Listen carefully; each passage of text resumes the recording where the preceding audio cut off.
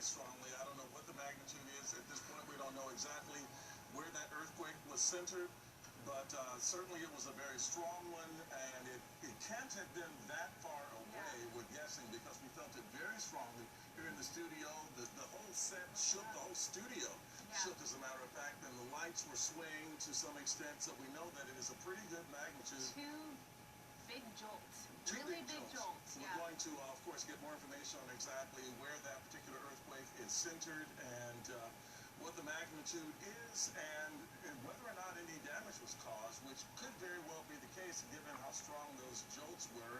Here we were sort of getting into the frivolity of St. Patrick's Day when that earthquake struck, and we are getting more information right now for you. We will be on that story for sure. Rick Dickert, I don't know.